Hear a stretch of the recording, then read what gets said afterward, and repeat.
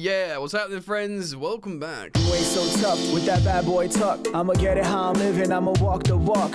Outline my lines, I rap through thought. Look at this mug. It's one of those cool heat mugs. Game Boy. Coffee. What's happening, friends? Welcome back to the channel Football Therapy with me, your host. Yeah, and I do hope you're doing well. Genuinely do hope that. Welcome back to Chelsea News, of course, the twice daily series here on the channel at the moment, where I reflect on the incredible amount of Chelsea news that's circulating around global footballing media. Of course, we heard about Neil Bath yesterday. That's sort of broken across all news platforms now. We're going to learn a little bit more about Hwagwan with that. Calafiori looking like he's leaning towards Asna, which is not great news, but we'll see what happens with that. And also, there's speculation here that Strasbourg are going to be lining up in the same formation as Chelsea, as well as Chelsea's youth teams. I'm not sure how reliable this source is, but I'm interested in talking about the thought or the experiment or whatever. So yes, lots to get into. Of course, the transfer window remains open. Chelsea are going to be very, very active throughout this period. So do keep it locked to the channel. Thank you for supporting me as always. I do love you all very much. If you love me too, let me know by liking and subscribing. Hit the bell if you choose to subscribe. All right then, let's get into it.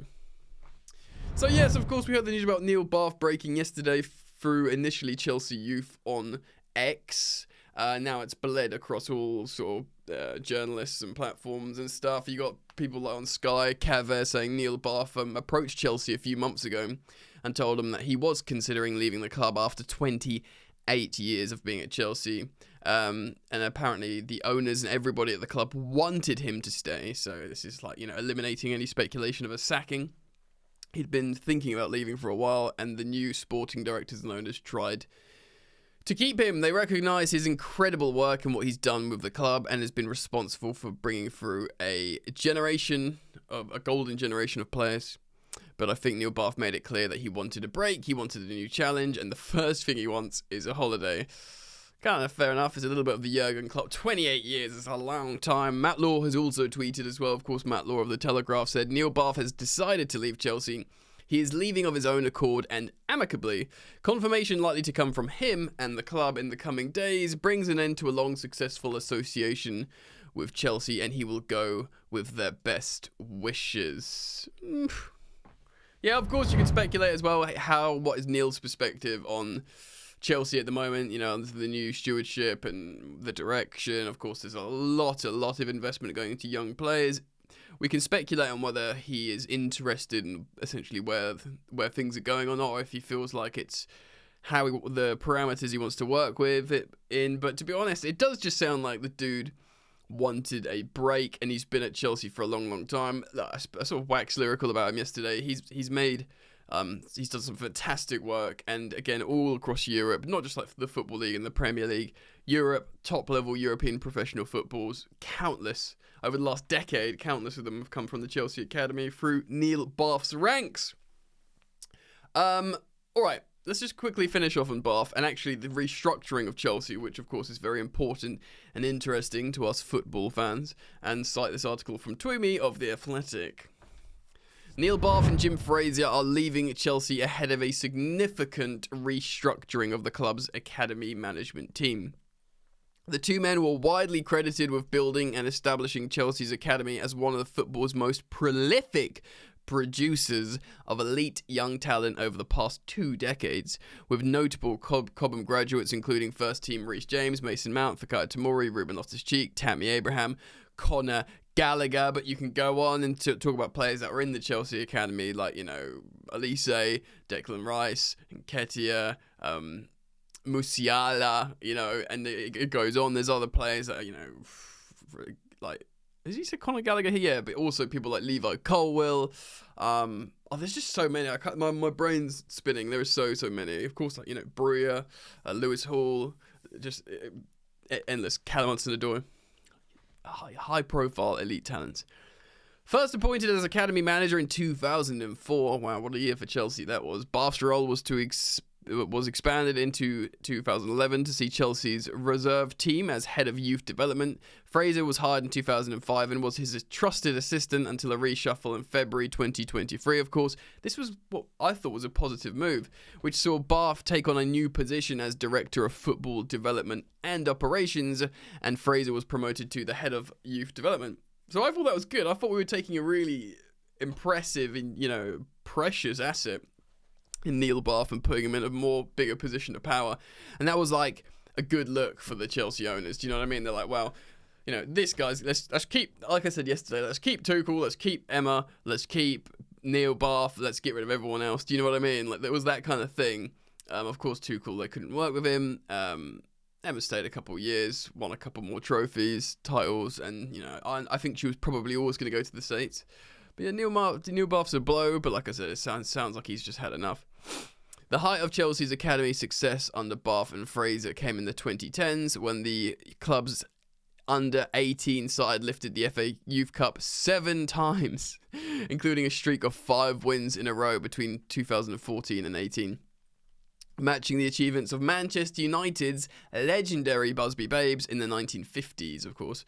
The under-19s also won back-to-back UEFA Youth Leagues, easy for me to say, in 2015, 2016. Bath and Fraser's departures signal a seismic shift for Chelsea's academy under ownership of Clearlake Capital and Todd Bowley, with the new management structure expected to be led by co-director of recruitment and talent, Joe Shields. Joe Shields, by the way, highly rated. Many Chelsea fans seemingly quite happy with Joe Shields. As well as Director of Global Recruitment Sam Joel, set to be announced in the coming weeks. Yeah, of course, let's talk about this. Because the youth now, it's not just like Chelsea's making great players from Cobham, like often local lads or whatever. It's right now we are truly funneling in elite teenage talent from the globe, and I guess some of them were going to the development team. It does show you that there's this holistic plan now. It's not just the multi-club model of Chelsea being the mothership HQ. It's everything. It's they want the youth players to sort of start lining up with the first team playing in the same sort of way. Remember, they want to emulate the RB model.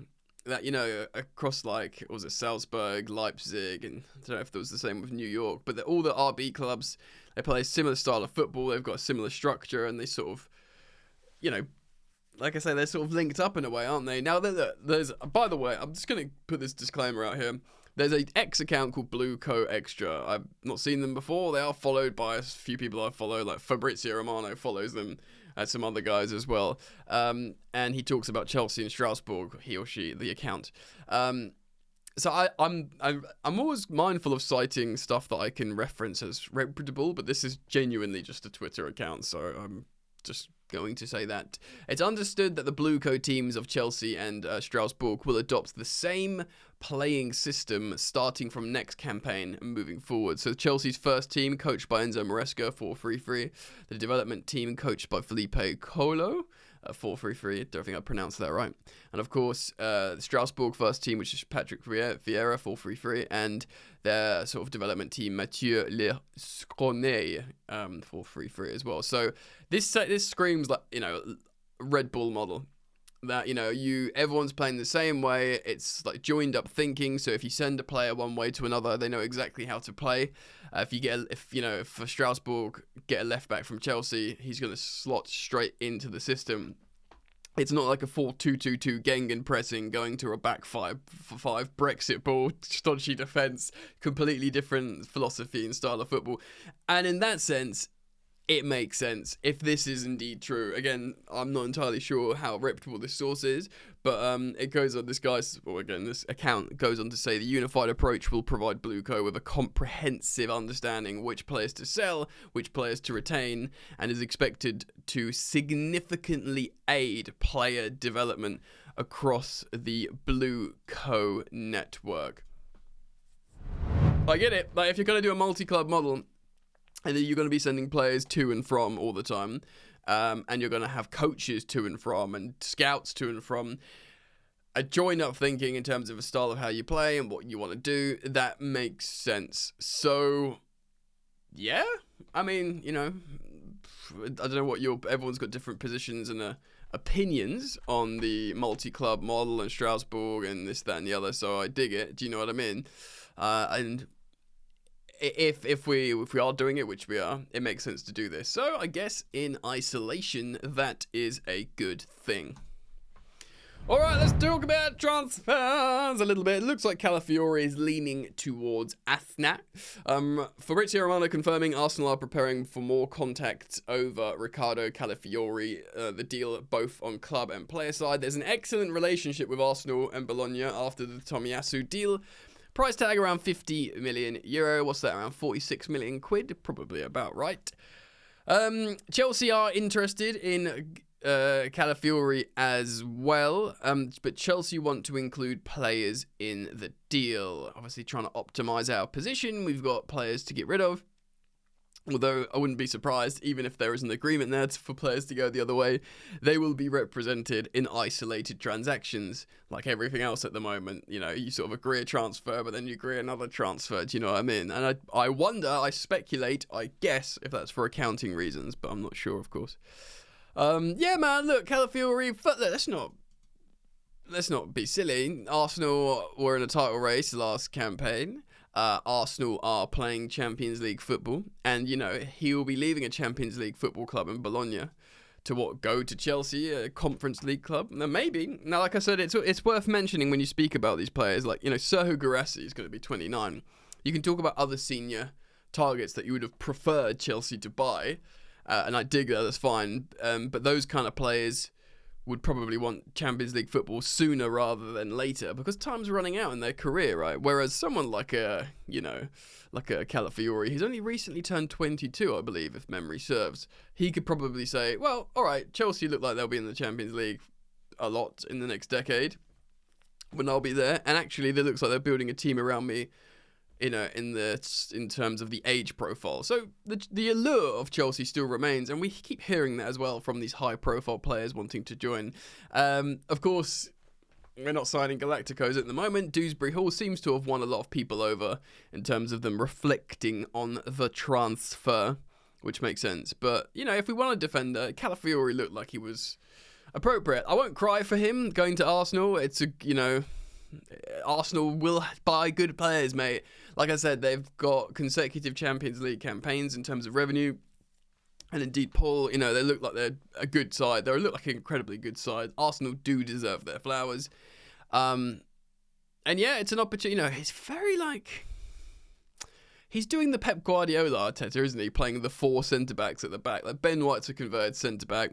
And then, of course, he's got Gabriel and Saliba. And then the left back, obviously, Zinchenko and Mann aren't good enough.